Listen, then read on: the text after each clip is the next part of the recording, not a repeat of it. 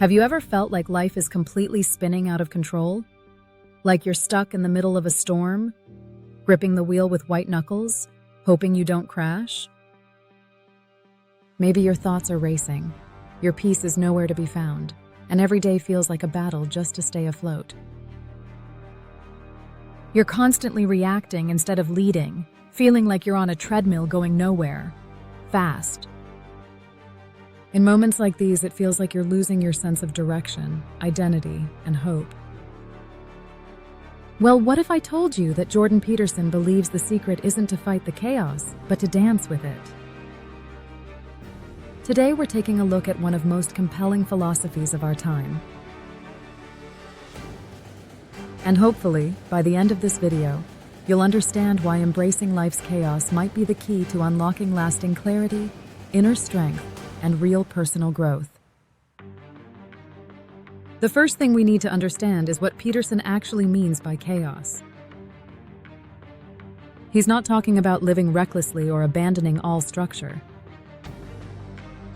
Instead, he's referring to the unpredictable, uncontrollable elements of existence that we typically spend enormous amounts of energy trying to avoid or suppress. Think about the last major disruption in your life. Maybe you lost a job, ended a relationship, or faced a health crisis. Your natural instinct was probably to resist, to fight against the uncertainty, to desperately grasp for control. Peterson suggests this resistance is where we go wrong. When we treat chaos as the enemy, we're essentially declaring war against reality itself. And here's the thing about reality, it always wins. When you spend your whole life trying to avoid uncertainty and keep everything under control, you might feel safer, but you also end up stuck in a small, limited world that feels predictable and honestly pretty empty. A common misconception about courage is that you have to be fearless. But that's not the truth.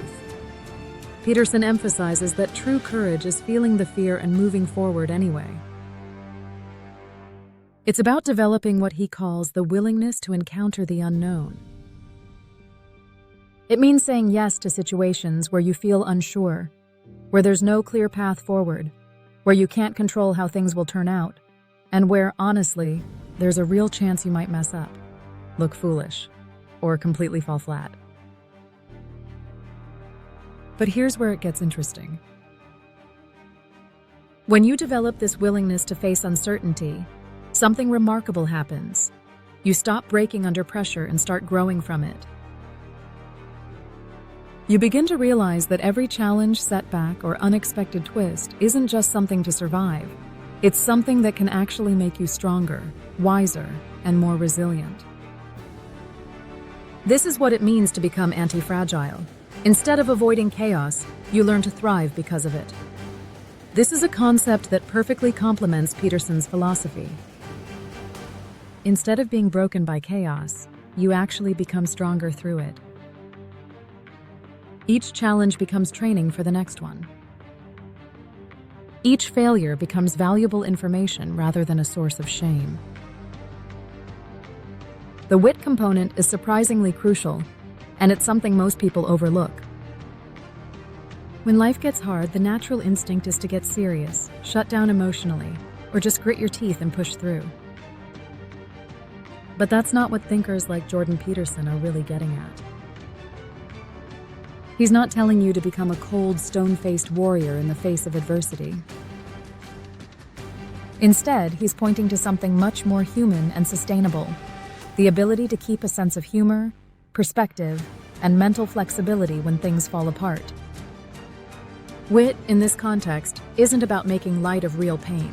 It's about recognizing the absurdity that often shows up alongside it. It's about being able to laugh, even just a little, not to dismiss the struggle, but to survive it. It's knowing that sometimes your ability to smirk at the madness is the only thing keeping you from being crushed by it.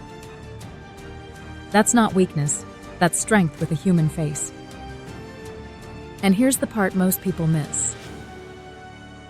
Growth, real lasting growth, doesn't come from having your life perfectly planned out or always knowing what's next. It comes from learning to move forward even when the ground under you keeps shifting. It comes from staying open, curious, and yes, even a little playful when everything feels uncertain. That's the heart of mental resilience. It's not about pretending things are fine when they're not. It's about facing reality with your eyes wide open and choosing to respond instead of just react. Choosing creativity over panic. Choosing to ask, what can I learn here? Instead of, why is this happening to me? Renewing your mind isn't a one-time event. It's not just about reading a good book or watching an inspiring video. It's a daily choice to reframe, reset, and re-engage with life, even when it's messy, unfair, or just plain confusing. It's in those moments, the ones you'd rather avoid, that the real transformation happens. Think about the people you know who seem to handle tough situations with ease. They're usually not the ones taking themselves too seriously or treating every setback like a personal disaster. Instead, they're the ones who find a little dark humor in the madness, who can laugh at themselves, and who don't fall apart just because Plan A didn't work out. As you listen to this video, I want you to think about how you personally respond to chaos. Are you avoiding it or learning to grow through it? Stick around, because we're going to talk about how embracing uncertainty can actually make your life more stable, meaningful, and resilient. This brings us to one of Jordan Peterson's most powerful insights. When you face chaos with courage and wit, you're not becoming weaker. You're actually stepping into a more powerful version of yourself. So here's a question for you. What's one area of your life right now where you're trying to control every outcome and it's just exhausting you? Drop it in the comments. I'd love to hear how you're navigating it. Putting this into practice starts small. Instead of avoiding the awkward or unknown, try one small chaos experiment this week. Sign up for that class you're nervous about. Start the conversation you've been avoiding. Go for that opportunity that feels just out of reach. Pick one, write it down, and start moving towards that goal. Better yet, commit to it in the comments. Let's hold each other accountable. When you start shifting your mindset around suffering, seeing it not as something to avoid, but something that can shape you, everything changes. Take a moment to reflect. What's one challenge from your past that ended up growing you more than you expected? That story might be more powerful than you realize. Maybe even share it. Someone else might need to hear it. I call this the courage meaning loop. The more courageously you face the hard stuff, the more meaning you build. And the more meaning you have, the more courage you gain for next time. It's not a quick fix, but it's a game changer. If this idea resonates with you, hit that like button and subscribe so you don't miss future videos like this. We're building a space here for real growth, not surface-level hacks. So here's your challenge. Identify one area where fear of chaos is keeping you stuck. Maybe it's a dream you've shelved, a goal you've delayed, or a version of yourself you've been too afraid to step into. This week, take one action, even a small one, that moves you into the unknown with intention. Do it with courage. Do it with wit.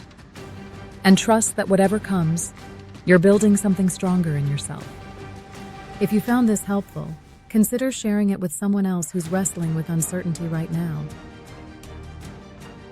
And together we can spread ideas that actually help people grow.